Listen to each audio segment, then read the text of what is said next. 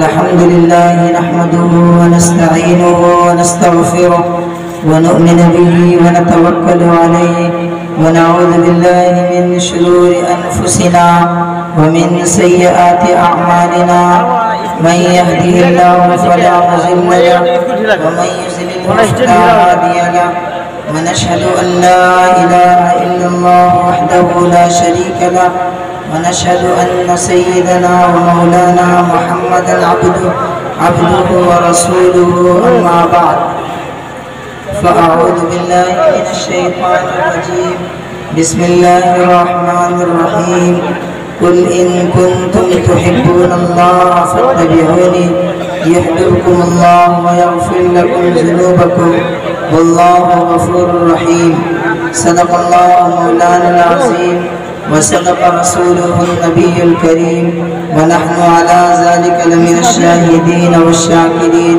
والحمد لله رب العالمين.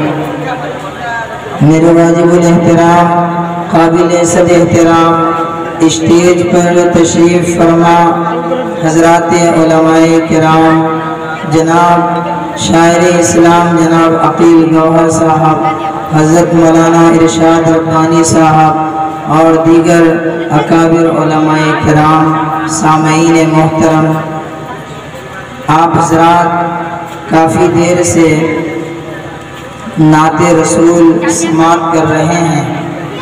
پہلی بار آپ کے اس گرمسانی کے اندر حاضری کی سعادت نصیب ہوئی. حالانکہ نام تو بہت پہلے سے سن رہا تھا، لیکن آنے کا موقع آج ملا ہے. اور میں یہ سمجھتا ہوں آپ حضرات بہت سیدھے لوگ ہیں. الحمدللہ آپ کے اندر ماننے کا جذبہ بھی ہے. ابھی ہمارے شعراء کرام نے کہا کہ آپ پنڈال کے اندر آ جائیں تاکہ شبنم کا مقابلہ کرنا نہ پڑے. تو اگر آ جاتے تو زیادہ بہتر ہوتا، یہ آپ کی صحت کے لیے بھی بہتر ہوتا. میں زیادہ دیر آپ کے بیچ حائل نہیں رہوں گا، مختصر سی تقریر کروں گا پھر اپنی جگہ لے لوں گا. تو آپ لوگ تھوڑا سا مان جائیے اور ادھر آ جائیے. کوئی بھی مہمان جب کسی کے گھر پر آتا ہے تو مہمان کی رضامندی اسی میں ہوتی ہے کہ مہمان کی باتوں کو سنی جائے اور ان کی بات کو سن کر کچھ آگے پیچھے بھی ہویا جائے. الحمدللہ بڑی خوشی کی بات ہے کہ آپ لوگ مان گئے. ہمارے نوجوان ساتھی جن سے میں نے کہا آگے بڑھ جائیں تو آگے بڑھ گئے. کمال کی بات، بولیے کمال کی بات ہے یا نہیں ہے نا؟ چونکہ ابھی کچھ دنوں پہلے میں ادھر رکسول کی طرف سے نیپال گیا. اس گاؤں کا نام تھا ٹیڑھا. جب مجمع عام میں کرسی پر بیٹھا تقریر کے لیے، میں نے سامعین سے کہا کہ بھائیو اس گاؤں کا نام کیا ہے؟ سب لوگ چلا کر بولنے لگے. وہاں بھی نوجوان تھے آپ لوگوں کی طرح، وہ لوگ چلا کر کہنے لگے مولانا ٹیڑھا ٹیڑھا ٹیڑھا. میں نے کہا واہ بھائی. پھر میں نے کہا کہ اچھا جو حضرات دور دور بیٹھے ہیں وہ آگے آ جائیں. ایک بولی پر سب اللہ کے بندے آگے بڑھ گئے. میں نے کہا بہت سیدھے لوگ ہو، پھر ٹیڑھا کہاں؟ تو اب انہوں نے کہا کہ کیا بتلائیں مولانا، یہ 50-60 سال پہلے اس گاؤں کا نام ٹیڑھا رکھا گیا. پتہ نہیں، ہو سکتا ہے کہ باپ دادا نے کوئی غلطی کی ہوگی اور آج تک ہمیں وہ سزا بھگتنی پڑ رہی ہے. تو میرے بزرگوں، یہ تو اللہ کا فضل و کرم ہے کہ ہم لوگ ایسے گاؤں میں بیٹھے ہیں جس گاؤں کا وہ مفہوم نہیں نکلتا جس کو ٹیڑھا کہا جاتا ہے. اللہ کا فضل ہے کہ ہم لوگ سیدھے لوگ ہیں اور ہم لوگوں کے اندر اللہ نے ماننے کا جذبہ اور ماننے کی صلاحیت بخشی ہے. کیا بھائی، مسلمان کس کو کہتے ہیں؟ مسلمان کس کو کہتے ہیں؟ میری باتوں کی طرف توجہ کریں، زیادہ دیر گفتگو نہیں کروں گا، آپ کا چہرہ دیکھوں گا، آپ مسکرا رہے ہیں تو کچھ دیر بول لوں گا، اور اگر سر جھکا لیں گے تو میں سمجھ جاؤں گا کہ میرا وقت مکمل ہو چکا ہے۔ تو اللہ کا فضل ہے، ہم مسلمان ہیں، اور مسلمان کس کو کہتے ہیں؟ ایمان والا کس کو کہتے ہیں؟ جس کے اندر ماننے کی صلاحیت اور ماننے کا جذبہ ہو۔ جس میں ماننے کی صلاحیت اور ماننے کا جذبہ نہیں ہوا، وہ ابو جہل بنا، ابو لہب بنا، اور بہت سارے مشرکین مکہ جو نبی پاک صلی اللہ علیہ وسلم کی رسالت کا اقرار نہیں کیا، تو وہ سب کے سب مشرک بن گئے، کافر بن گئے، اور جنہوں نے پیغمبر کی رسالت کا اقرار کیا وہ ابو بکر بنے، عمر بنے، عثمان بنے، علی المرتضی بنے، حضرت حنظلہ بنے، حضرت صفوان بنے، حضرت بلال حبشی بنے، حضرت ابو ہریرہ بنے۔ کم و بیش 1,44,000 صحابہ کرام کا مجمع ہوا۔ اب وہ صحابہ کرام جن کے دلوں میں اللہ تعالیٰ نے جو عظمت رکھی ہے، محمد مصطفیٰ صلی اللہ علیہ وسلم سے محبت رکھی ہے، وہ محبت انتہائی قابل ستائش ہے، وہ قابل تعریف ہے کہ نبی پاک صلی اللہ علیہ وسلم کی محبت صحابہ کرام کے دلوں میں کس طریقے سے تھی۔ آپ لوگ میری باتوں کی طرف توجہ کریں، میں اپنی بات بہت جلدی سمیٹنے کی کوشش کر رہا ہوں۔ ذرا دیکھیں قرآن کریم میں اللہ تعالیٰ نے کیا فرمایا۔ قرآن کریم میں خالق کائنات ارشاد فرماتا ہے، قُلْ إِن كُنتُمْ تُحِبُّونَ اللَّهَ فَاتَّبِعُونِي يُحْبِبْكُمُ اللَّهُ وَيَغْفِرْ لَكُمْ ذُنُوبَكُمْ۔ اے نبی آپ کہہ دیجئے اگر تم اللہ تعالیٰ سے محبت کرنا چاہتے ہو، اگر تم اللہ تعالیٰ سے تعلق رکھنا چاہتے ہو، اگر تم اللہ کے سامنے سرخرو اور کامیاب بننا چاہتے ہو، فَاتَّبِعُونِي۔ رسول پاک صلی اللہ علیہ وسلم سے فرمایا گیا کہ اے میرے رسول، اے میرے نبی، اے میرے پیغمبر، آپ لوگوں کے سامنے یہ اعلان کر دیجئے، فَاتَّبِعُونِی، تم لوگ میرا اتباع کرو، تم لوگ میرے حکم کو مانو۔ جب تم میرے حکم کو مانو گے، یحببکم اللہ ویغفر لکم ذنوبکم، اللہ تعالیٰ تم سے محبت کرے گا اور تمہارے گناہوں کو بخش دے گا۔ یہ اس بات کے نتیجے میں کہ ہمارا آپ اپنی زندگی سرکار دو عالم مدنی کریم صلی اللہ علیہ وسلم کے فرمان کے مطابق گزارنے لگے۔ آؤ قرآن کریم کے اس آیت کی طرف ہمارا آپ نظر کرتے ہیں۔ اللہ رب العزت فرماتا ہے، ما آتاکم الرسول فخذوہ وما نہاکم عنہ فانتہوا، کہ رسول جو تمہیں دے تم اسے لے لو، اور جس چیز سے رسول تمہیں منع کرے تم اس سے رک جاؤ۔ اللہ کا نبی ہمیں جس کام کا حکم دے ہم اس کام کو کریں، اور جس چیز سے اللہ کے نبی ہمیں منع کرے ہم اس سے رک جائیں۔ اے مسلمانوں، اے میرے نوجوان ساتھیوں، ذرا ہمارا آپ غور کریں، تصور کریں صحابہ کرام کی جماعت جنہوں نے نبی پاک صلی اللہ علیہ وسلم سے محبت کی، اور صحابہ کرام کے دل کے اندر اللہ کے نبی کی کیسی عظمت اور کیسی محبت تھی۔ آؤ ہم اور آپ اندازہ لگاتے ہیں، تاجدار رسالت علیہ السلام کے فرمان کا مطالعہ کرتے ہیں۔ بخاری شریف کے اندر حضرت امام بخاری نے حب الرسول من الایمان کا باب باندھا، اور اس کے بعد اس کے اندر پیارے نبی محمد عربی صلی اللہ علیہ وسلم کی روایت کو ذکر کیا ہے۔ تاجدار رسالت علیہ السلام نے فرمایا، لا یؤمن احدکم حتی اکون احب الیہ من والدہ وولدہ والناس اجمعین۔ اے لوگوں، تم میں سے کوئی انسان کامل ایمان والا نہیں ہو سکتا، تم میں سے کوئی انسان کامل مومن نہیں ہو سکتا सकता।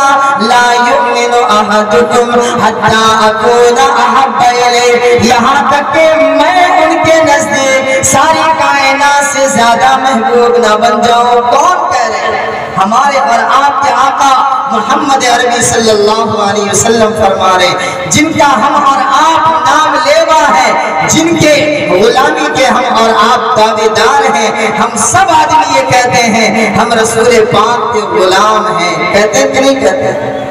वो नबी मौसम फरमा रहे हैं, ला युमिनु अहदुकुम हत्ता अकूना अहब्बा इलैहि, तुम में से कोई इंसान कामिल ईमान वाला नहीं हो सकता यहाँ तक कि अहब्बा इलैहि मिन वालिदी, यहाँ तक कि उनके माँ बाप से ज्यादा, व वलदिही और उनकी औलाद से ज्यादा, वन्नासी अजमईन और सारी कायनात से ज्यादा मैं महबूब ना बन जाऊं, मैं पसंदीदा ना बन जाऊं। मतलब ये है इस हदीस का कि अल्लाह के नबी की अज़मत, अल्लाह के नबी की मोहब्बत हमारे कल्बो जिगर के अंदर ऐसी होनी चाहिए कि कायनात में किसी से वैसी मोहब्बत ना हो।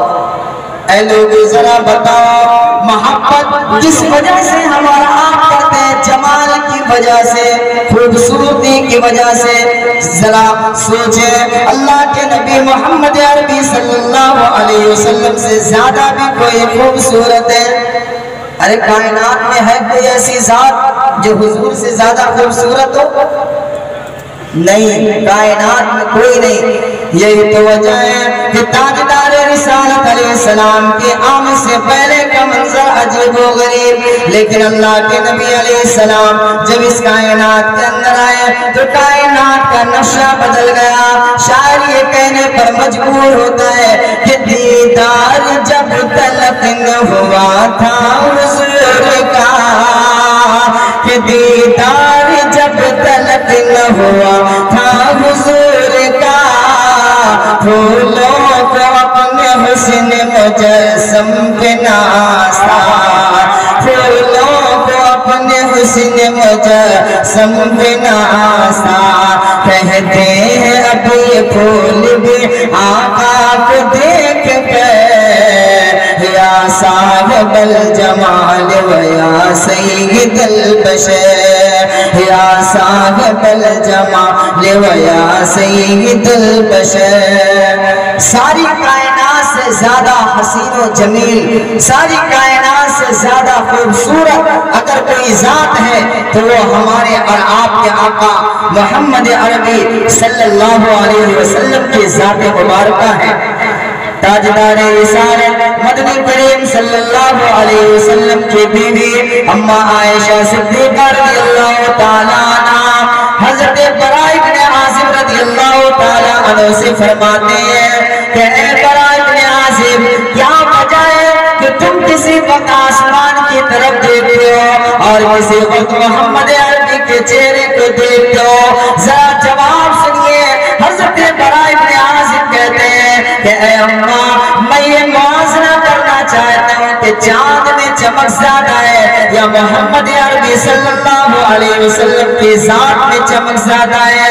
तो वो कहते हैं फलहु वंदी अहसन मिनल कमर, मैं कसम खा करके कहता हूँ कि जैसा मेरा नबी मुअज़्ज़म मोहम्मद अरबी सल्लल्लाहु अलैहि वसल्लम की ज़ात मुबारक है, पैगंबर इस्लाम का चेहरा जैसा हसीन व जमील है, चाँद के अंदर भी वो चमक नहीं, चाँद में भी वो चमक नहीं। यही वजह है कि शायर कहता है कि दीदार मुस्तफा को ये दिल बेकरार था, दीदार मुस्तफा को ये दिल बेकरार था, वो आ रहे हैं जिनका हमें इंतजार था।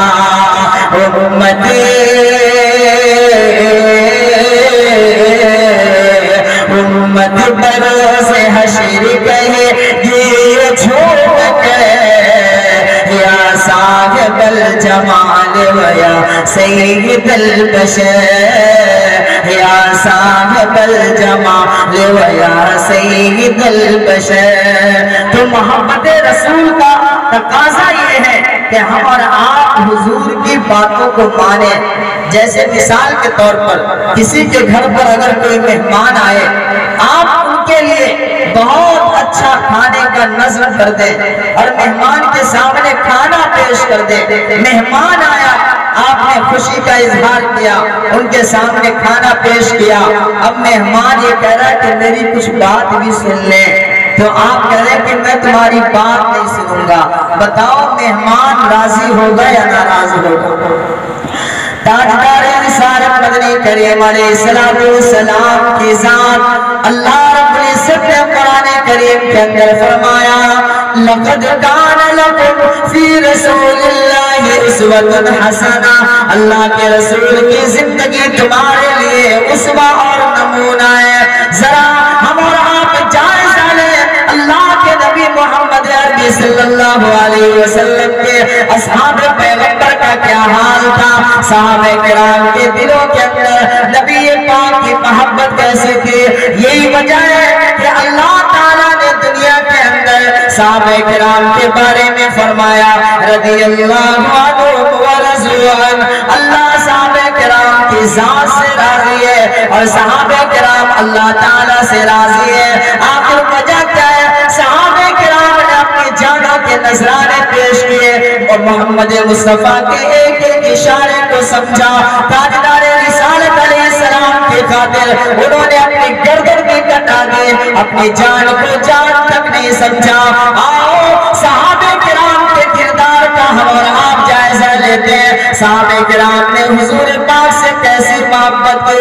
حضرت حذیفہ رضی اللہ تعالیٰ عنہ کا ایک واقعہ بہت معروف و مشہور. تاجدار رسالت علیہ السلام عرض وفات میں اللہ کے نبی علیہ السلام حضرت حذیفہ سے کہتے ہیں کہ تم لشکر کے کمانڈر بن کر کے جاؤ اور دشمنوں کا مقابلہ کرو. حضرت حذیفہ کا یہ لشکر جاتا ہے، عیسائی بادشاہ نے انہیں گرفتار کر لیا. حضرت حذیفہ گرفتار ہو جاتے ہیں. یہ دور ہے نبی پاک صلی اللہ علیہ وسلم کے دیوانے ہیں، پیغمبر کا شہدائی ہے.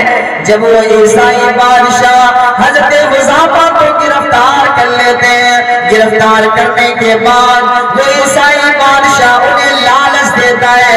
وہ یہ کہتا ہے کہ اے حذیفہ تمہاری خیر اس میں ہے کہ تم محمد کے دامن کو چھوڑ دو.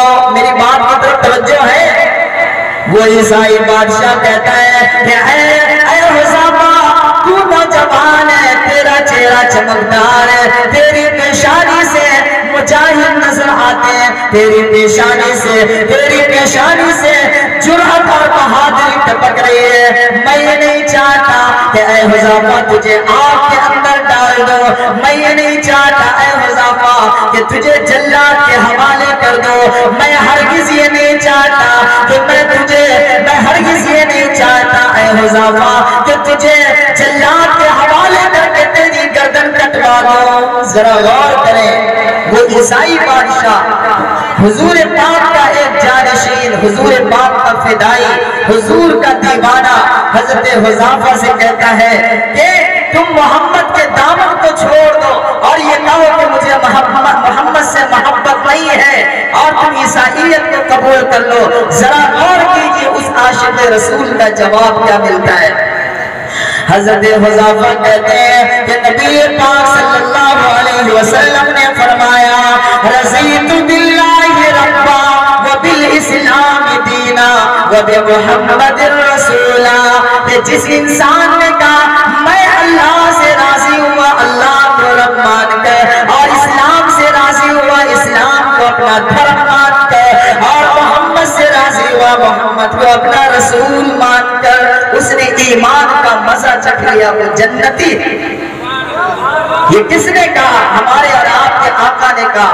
حضرت حذیفہ اس عیسائی بادشاہ کو جواب دیتے ہیں، کہتے ہیں کہ میں زندہ رہ کر کے کیا کروں گا جب محمد مصطفیٰ کا دامن ساتھ میں نہ ہو، جب محمد عربی کا طریقہ نہ ہو، جب محمد کا دین ہماری زندگی سے ختم ہو جائے تو پھر زندہ رہنے کا کوئی مطلب نہیں. اے مسلمانوں، اے نوجوان ساتھیوں، ذرا غور کرو نبی پاک کی محبت صحابہ کرام کے دلوں میں کیسی تھی، اور آج ہم اپنی محبت کا جائزہ لیں، ٹٹولیں اپنے دلوں کو کہ آج ہم اور آپ کیا کر رہے ہیں۔ اللہ کے نبی کی محبت اپنی زبان سے تو کہہ رہے ہیں، کیا وہ دل میں بھی اتر رہا ہے یا نہیں اتر رہا ہے؟ اب جب اس نے دیکھا، عیسائی بادشاہ نے دیکھا کہ یہ ایسے ماننے والا نہیں، تو اس نے کہا کہ اے حذیفہ، تو بہت ہی جری اور بہادر انسان ہے، تیری پیشانی سے بہادری ٹپک رہی ہے، میں ہرگز نہیں چاہتا کہ تیری جان لے لوں اور تجھے قتل کر دوں، تجھے تیری گردن مار دوں، میں یہ نہیں چاہتا، لہذا اب میں تجھے دوسرا انداز اختیار کر رہا ہوں، میں آدھی سلطنت کا مالک تجھے بنا رہا ہوں، اور آدھی سلطنت کا مالک میں بن جا رہا ہوں۔ میری بچی بچپن ہی سے بہت ہی خوبصورت ہے، میں اپنی بچی کی شادی بھی تجھ سے کر دوں گا، تم محمد عربی کے دامن کو چھوڑ دو۔ حضرت حذیفہ کا جواب سنیے، وہ کہتے ہیں جس طریقے سے میرے آقا محمد عربی صلی اللہ علیہ وسلم نے اس وقت میں فرمایا تھا جب دین کی تبلیغ کر رہے تھے، تو ابو طالب کے پاس، سردار مکہ ابو طالب کے پاس مشرکین آئے اور آ کر کہنے لگے کہ آپ محمد کو سمجھا لیجئے، محمد کو سمجھا لیجئے، چونکہ ہم لوگ آپ کی وجہ سے محمد کو کچھ نہیں کہہ رہے ہیں۔ تو ابو طالب نے حضور پاک صلی اللہ علیہ وسلم سے کہا کہ بھتیجا یہ کیا کر رہے ہو، کس نئے دین کی تبلیغ کر رہے ہو، تمہاری وجہ سے پورے سب لوگ ناراض ہیں اور وہ مجھے بھی طعن و تشنیع کر رہے ہیں۔ ذرا آقا علیہ السلام کا جواب سنیں۔ سرکار دو عالم علیہ السلام کہتے ہیں کہ اگر کوئی یہ کہتے ہیں کہ محمد سرداری چاہتا ہے تو میں انہیں سرداری دے دوں، اگر وہ یہ چاہتے ہیں کہ خوبصورت اور حسین لڑکیوں سے شادی کرے تو میں وہ شادی کرا دوں۔ تاجدار رسالت کا جواب سنیے، سرکار دو عالم علیہ السلام فرماتے ہیں اگر وہ میرے ایک ہاتھ میں سورج رکھ دے اور دوسرے ہاتھ میں چاند رکھ دے، میں پھر بھی گوارا نہیں کروں گا، میں پھر بھی دین کی تبلیغ تو نہیں چھوڑ سکتا۔ کیوں؟ اس لیے کہ اللہ کا فرمان ہے یا ایھا الرسول بلغ ما انزل الیک من ربک وان لم تفعل فما بلغت رسالتہ، یا ایھا الرسول بلغ، اے رسول تبلیغ کیجئے، یا ایھا الرسول بلغ ما انزل الیک من ربک، جو آپ کے رب کی طرف سے نازل کیا گیا، وان لم تفعل فما بلغت، اگر آپ نے تبلیغ نہیں کیا تو گویا رسالت کے فرائض کو انجام نہیں دیا۔ نبی پاک کا یہ جواب تھا، اور حضور پاک کا جانشین، فدائی، دیوانہ، مستانہ، جانثار و وفادار حضرت حذیفہ کا بھی جواب کیا تھا؟ حضرت حذیفہ کہتے ہیں کہ ساری کائنات بھی اگر میرے قدموں میں ڈال دیا جائے پھر بھی میں محمد مصطفیٰ کا دامن نہیں چھوڑ سکتا۔ میرے بزرگوں، آخر وجہ کیا ہے؟ نبی پاک صلی اللہ علیہ وسلم کی محبت ہی تو دنیا کے اندر، اسی محبت میں ہمیں جینا ہے اور اسی محبت میں ہمیں مرنا ہے۔ اس لیے کہ ہمیں اور آپ کو دنیا کے اندر کتنے سال جینا ہے؟ کوئی 50 سال، 60 سال، 70 سال کی زندگی جی رہا ہے اور اس کے بعد سے مر کر قبر کے اندر جانا ہے۔ بتاؤ، قبر کی منزلیں بہت ہی دراز ہوگی، قیامت کا منظر بہت ہی سخت ہوگا، ہم سب کے سب گناہوں کے اندر ڈوبے ہوئے ہیں۔ ایسے وقت میں جب ہم اور آپ محبت رسول کو اپنے دلوں کے اندر جگہ نہیں دیں گے، قیامت کا منظر ہوگا، قیامت کے منظر میں سارے نبی بھی ہوں گے، سارے لوگ جمع ہوں گے، اور ایسے وقت میں ہمارا آپ کی شفاعت کرنے کے لیے محمد عربی صلی اللہ علیہ وسلم آئیں گے۔ جب وہ ہمارے چہرے کو دیکھیں گے تو کہیں گے یہ میرا نام لینے والا، لیکن انہیں میرا طریقہ پسند نہیں، تو ہم اور آپ کیا جواب دیں گے اس وقت میں؟ ذرا غور کریں، ہم اور آپ کیا جواب دیں گے؟ سرکار دو عالم علیہ السلام کا اخلاق و کردار کیا ہے؟ آج ضرورت ہے کہ سارے لوگوں کے سامنے حضور کے اخلاق کا بھی تذکرہ کیا جائے۔ آج ایسے ایسے بدبخت لعین قسم کے لوگ سرکار دو عالم علیہ السلام کی شان میں گستاخی کرتے ہیں، اور انہوں نے محمد عربی کا مطالعہ نہیں کیا، حضور کی سیرت کا مطالعہ نہیں کیا، لیکن اگر وہ مطالعہ کر لیں تو انہیں بھی پتہ چلے گا تاجدار رسالت علیہ السلام کا اخلاق و کردار کیا ہے۔ ایک ہندو شاعر ہے جنہوں نے کہا کہ ہندو تو میں ضرور ہوں کافر نہیں ہوں میں، کہ ہندو تو میں ضرور ہوں لیکن نبی رسول کی عظمت کا انکار نہیں کرتا، ہندو تو میں ضرور ہوں کافر نہیں ہوں میں، حاصل مجھے بھی دولت عشق رسول ہے۔ وہ یہ کہنا چاہتے ہیں کہ میں ہندو ہوں لیکن رسول کی عظمت کا اقرار کرتا ہوں۔ اللہ نے اوپر والے نے جو انہیں بنایا ہے وہ کائنات میں بالکل یکتا بنایا ہے۔ سرکار دو عالم علیہ السلام کا اخلاق و کردار کیا ہے؟ آج کچھ لوگ جو کہتے ہیں محمد عربی صلی اللہ علیہ وسلم علیہ باللہ جہادی تھے، ذرا غور کریں، اللہ کے نبی علیہ السلام کا دربار لگا ہوا ہے، ایک یتیم بچہ جو غیر مسلم ہے، مشرکین مکہ میں سے وہ آیا ابو جہل کے دربار میں، سردار مکہ ابو جہل ہے، ابو جہل نے فیصلہ سنایا اس یتیم کے خلاف اور کہا یہ پوری زمین جائیداد تمہاری نہیں، ایک دوسرے شخص جو تمہارے بازو میں اس کی زمین ہے۔ یہ یتیم بچہ کن کے پاس جائے گا؟ اپنی فریاد لے کر کن کے پاس جائے گا؟ اب انہوں نے سوچا، اور یہ ابو جہل اعلان کر رہا ہے، چیلنج کر رہا ہے کہ تم دنیا کے کسی بھی انسان کو بلا کر لے آؤ، میں اپنے فیصلے کو تبدیل نہیں کر سکتا۔ چنانچہ وہ یتیم بچہ محمد عربی صلی اللہ علیہ وسلم کے پاس آتا ہے، اللہ کے نبی علیہ السلام سے کہتا ہے یتیم کی آنکھوں میں آنسو ہے۔ پیغمبر اسلام علیہ السلام غریبوں سے کس قدر محبت کرتے تھے، یتیموں سے محبت کیا کرتے تھے۔ آج ہم اور آپ امیروں سے محبت کرتے ہیں، غریبوں کو چھاڑ دیتے ہیں، حالانکہ ہمارے نبی کا اخلاق و کردار کیا ہے۔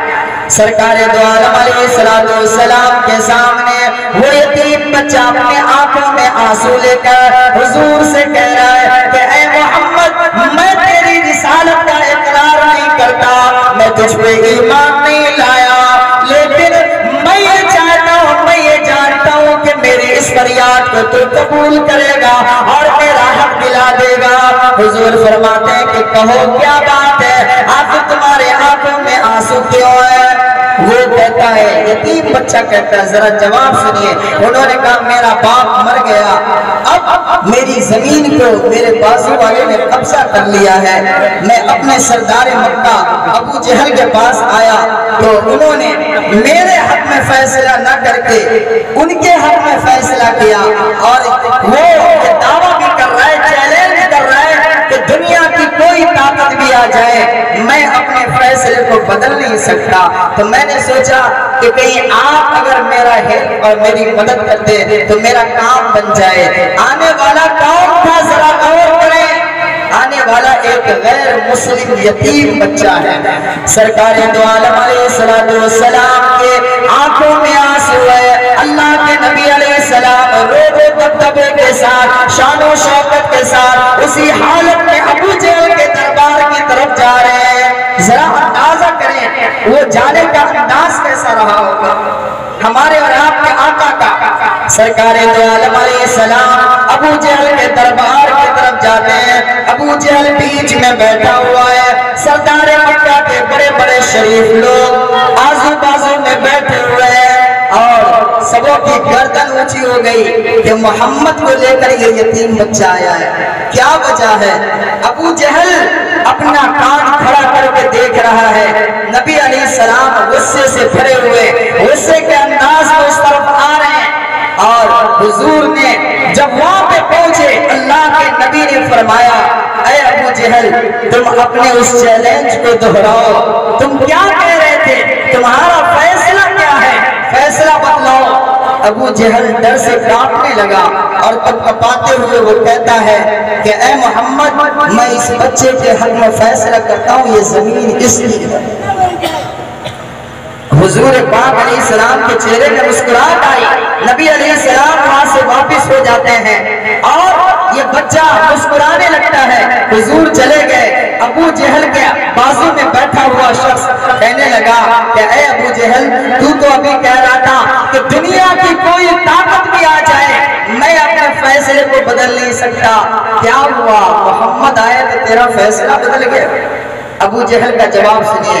ابو جہل نے کہا کہ محمد ایسے ہی نہیں آئے، بلکہ آج میں نے ان کے چہرے کے اندر وہ جلال دیکھا ہے، آج میں نے ان کے چہرے میں وہ غصے کے آثار دیکھے ہیں کہ میں نے دیکھا محمد کی آنکھوں میں آنسو ہے اور ان کے دائیں طرف ایک فرشتہ تلوار نیام سے باہر کھینچا ہوا، بائیں طرف میں بھی ایک فرشتہ جو تلوار نیام سے باہر کھینچا ہوا اور میری طرف گھور کر دیکھ رہا ہے۔ اگر میں اپنے فیصلے کو نہ بدلتا تو ہو سکتا تھا کہ میری گردن چلی جاتی، اس لیے میں نے اپنے فیصلے کو بدل دیا۔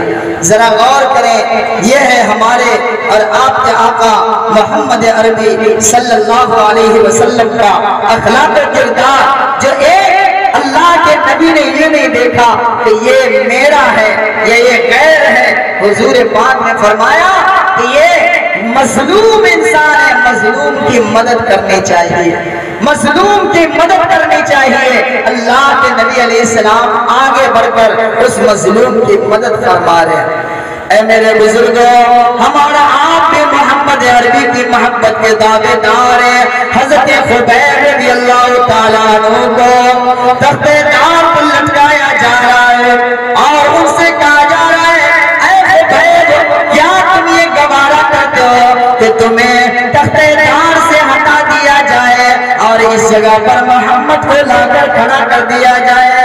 حضرت خبیب کا جواب سنیے، وہ کہتے ہیں ارے بدبخت، تم یہ کیا کہہ رہے ہو کہ میں جو تخت دار پہ لٹکوں گا اس جگہ پر محمد کو لایا جائے؟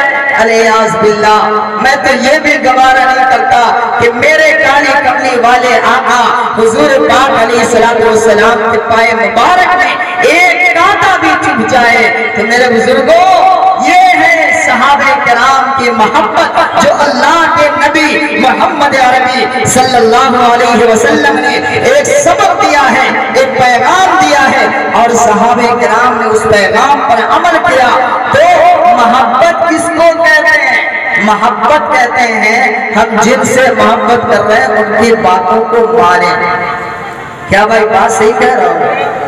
ارے ہم کو آپ سے محبت ہے، آپ کوئی حکم دے ہم آپ کی بات کو نہیں مانیں گے تو یہ محبت ہوگی؟ ہرگز محبت نہیں ہو سکتی۔ اب ذرا غور کریں، ہم میں سے ہر کوئی انسان یہ کہتا ہے کہ ہمارے دل میں رسول اللہ کی عظمت ہے، لیکن پھر بھی تاجدار رسالت علیہ السلام نے ہمیں جن چیزوں سے منع کیا ہے ہم اس سے رکنے کے لیے تیار نہیں۔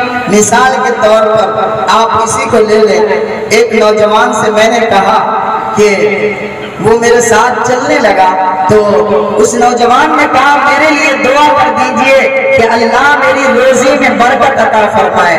توجہ سے سن لیں، کہا کہ آپ دعا فرما دیں اللہ میری روزی میں برکت دے۔ تو میں نے ان سے کہا کہ کتنا کماتے ہو؟ تو وہ بندہ کہتا ہے کہ میں 15,000 روپیہ مہینہ کماتا ہوں۔ میں نے کہا برکت نہیں ہوتی؟ کہا برکت نہیں ہوتی۔ تو میں نے کہا اس کا مطلب ہے کہ تم پی لیتے ہوگے۔ تو اب وہ نوجوان شرمسار ہوتا ہے، پھر وہ کہتا ہے کہ ہاں مولانا جواب کھل کر کے کہہ دیے۔ تو میں بھی آپ کو بتلا دوں کہ ہر سنیچر کا سنیچر پی کر کے آیا کرتا ہوں۔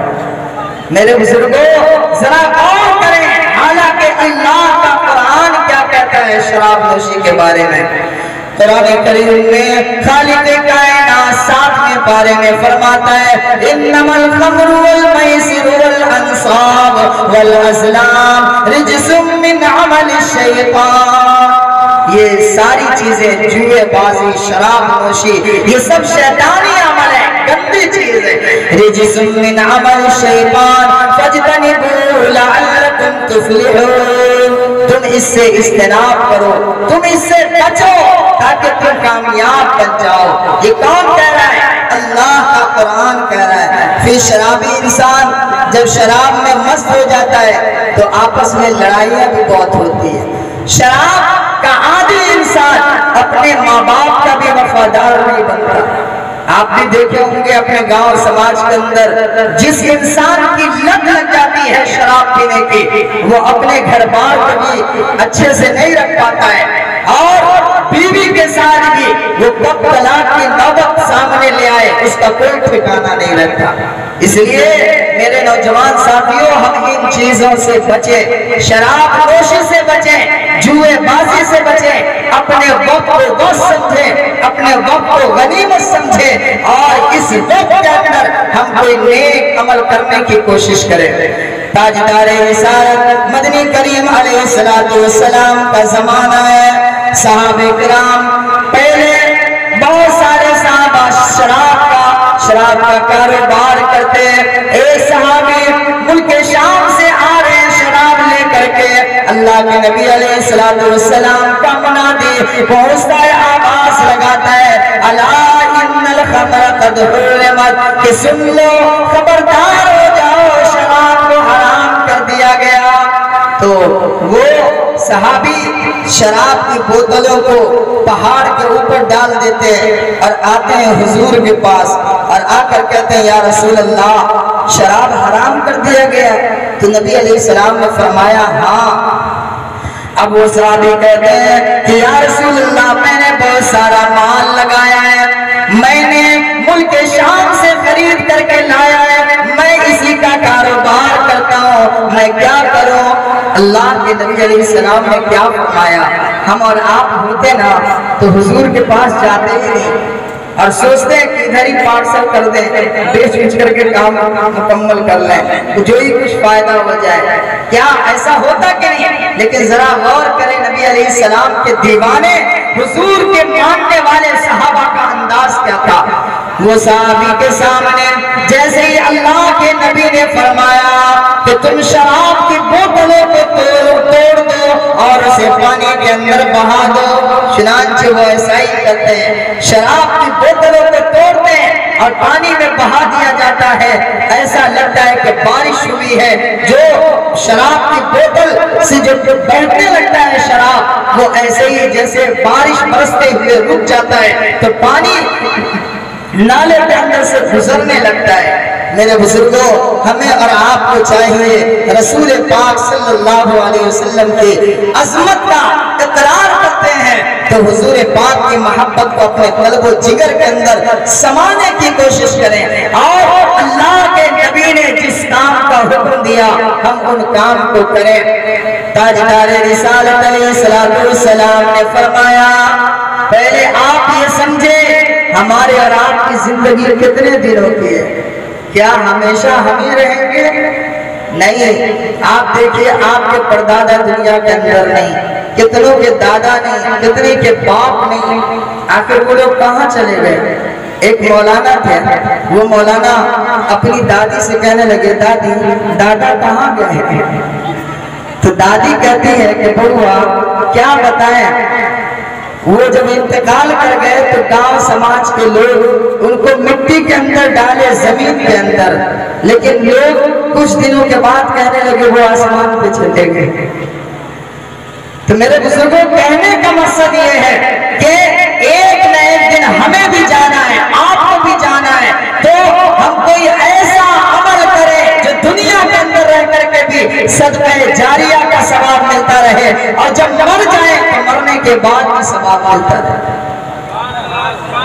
ایک دلبر سنگھ جنہوں نے مہولی دربھنگا کے اندر اپنی تقریر کی اور انہوں نے کہا کہ اے مسلمانوں, اے میرے نوجوان ساتھیوں, میں ہی وہ انسان ہوں, آج میرا نام محمد عامر رکھ دیا گیا, میں وہ پاپی انسان ہوں جنہوں نے بابری مسجد کے اوپر پہلا کدال مارا, اور آج میں اللہ کا فضل و کرم کہ میں آج صاحب ایمان، جنہوں نے پہلا کدال مارا وہ کہتا ہے کہ آج میں صاحب ایمان ہوں۔ جیسے ہی میں نے یہ کام کیا میرے جسم کے اندر کپکپاہٹ طاری ہو گئی اور میں ڈرنے لگا، خوف زدہ ہوا، اور اس کے بعد میں مسلمانوں کے سامنے آ کر کہنے لگا کہ مسلمانوں ذرا بتاؤ تمہارا کوئی پیشوا رہبر ہے تو میں ان سے ملوں۔ چنانچہ لوگوں نے کہا کلیم صدیقی صاحب سے ملیے۔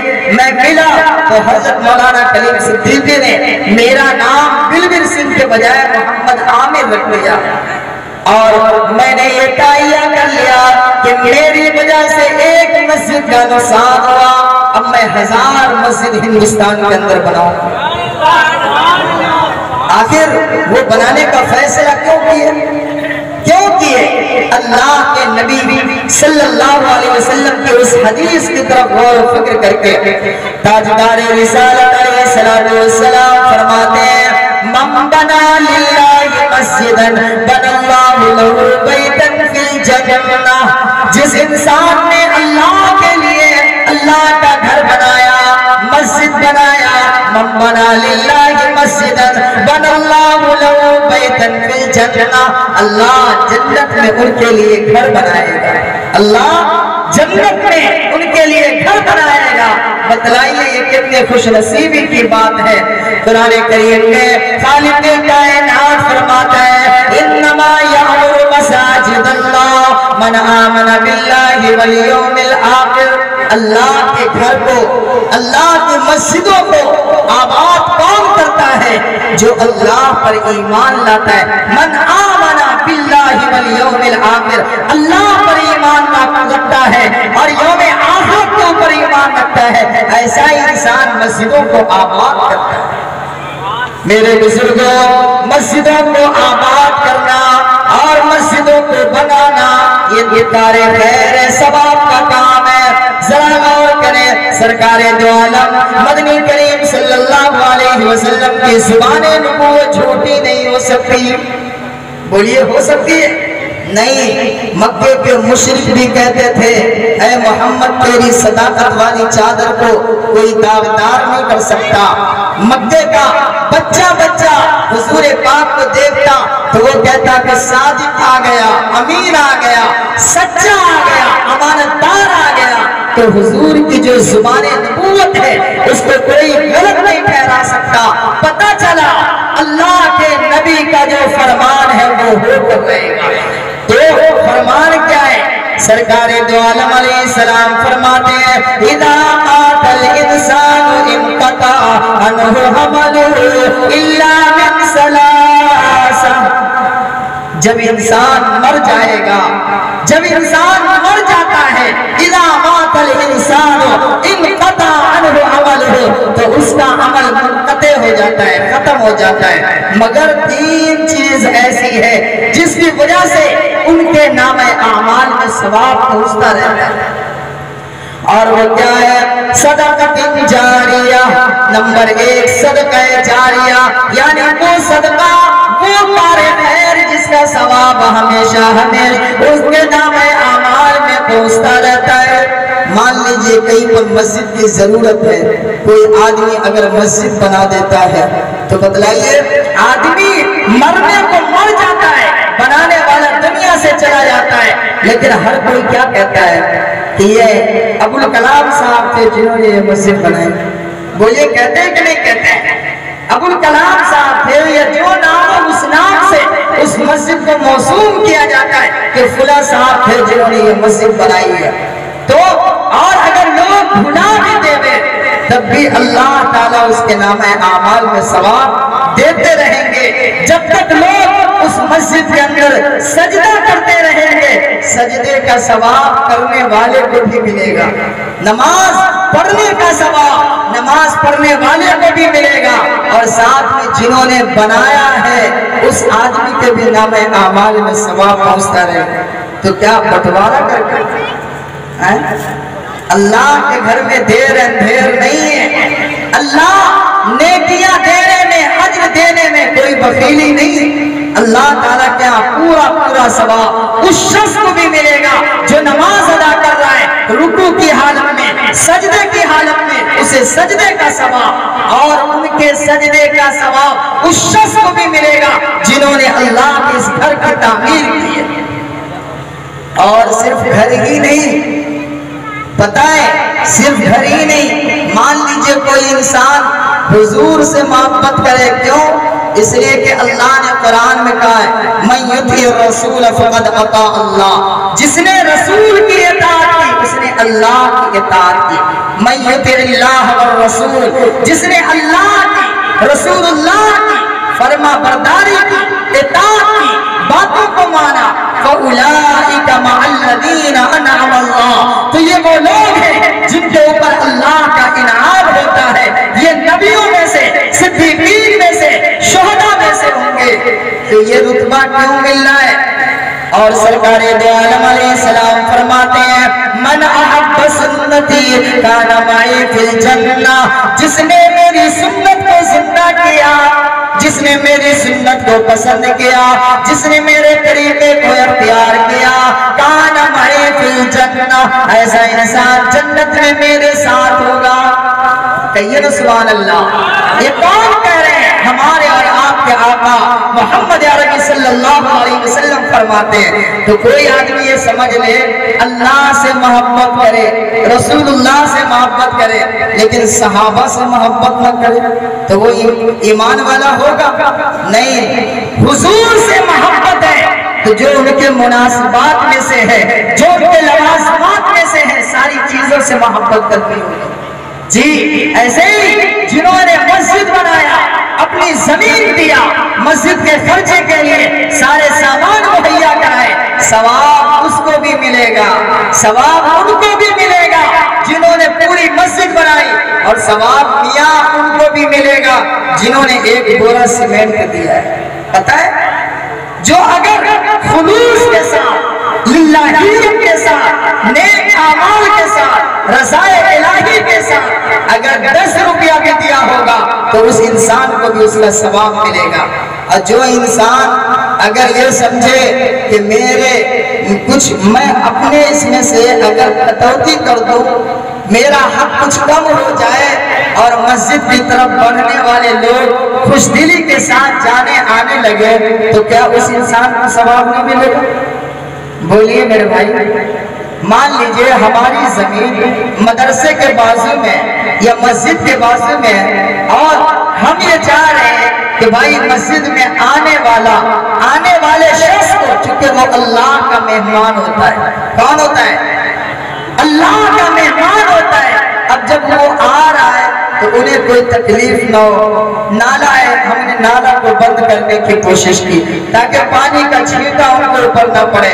ہم نے اپنی زمین میں کچھ کشادگی کر دی، ہم نے سوچا یہ دنیا کی چند روزہ زندگی ہے اور جو خود کر لیں گے وہی ملے گا، بعد میں کون کس کا کیا کرتا ہے۔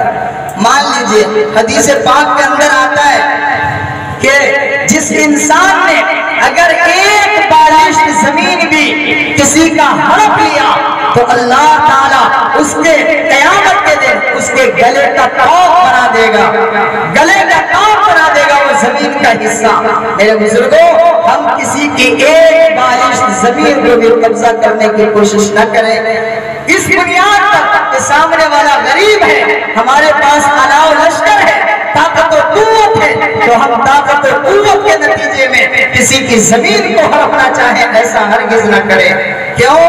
مظلوم انسان کورٹ کچہری میں نہیں جا سکتا ہے تو کیا ان کے لیے سارے دروازے بند ہو گئے؟ بولیے نہیں میرے بزرگوں، حدیث پاک کے اندر آتا ہے اتق دعوت المظلوم فإنه ليس بينها وبين الله حجاب، مظلوم کی آنکھ سے بچو کیونکہ ان کے درمیان اور اللہ کے درمیان کوئی پردہ حائل نہیں ہوتا۔ جب وہ دعا مانگتا ہے اللہ تعالیٰ فوراً اس کی دعا کو قبول کرتا ہے۔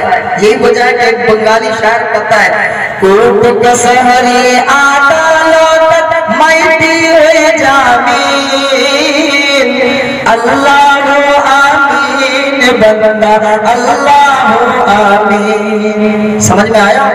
مطلب یہ ہے کہ دنیا کے اندر جب کوئی انسان جیل میں جاتا ہے تو کچھ پیسے دے کر کے اس کو چھٹکارا مل جایا کرتا ہے.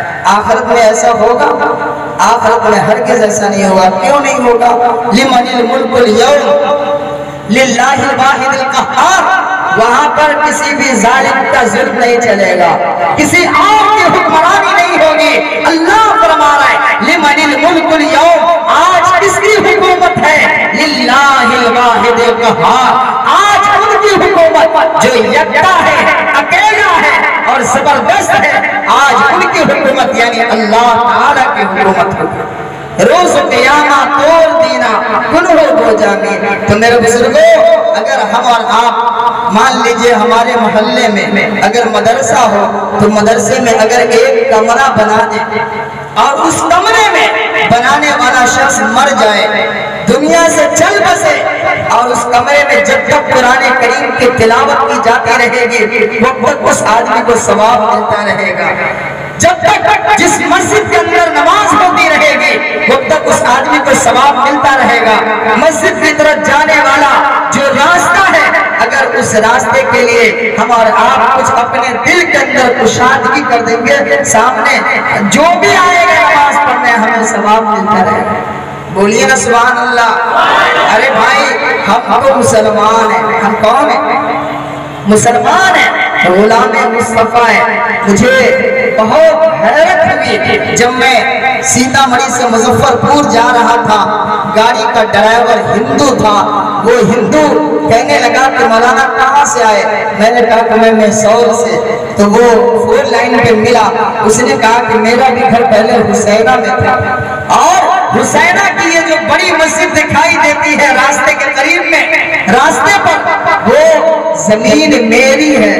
میں نے کہا تم اپنی زمین دی ہو؟ تو کہا وہاں پر میرا چھوٹا سا گھر تھا, لیکن میری زمین مظفر پور کے اندر بس اسٹینڈ کے پاس بھی تھا. تو میں نے اس زمین کو سوچا کہ ایک مسلمانوں کی چھوٹی سی مسجد, چھوٹی سی عبادت گاہ تھی.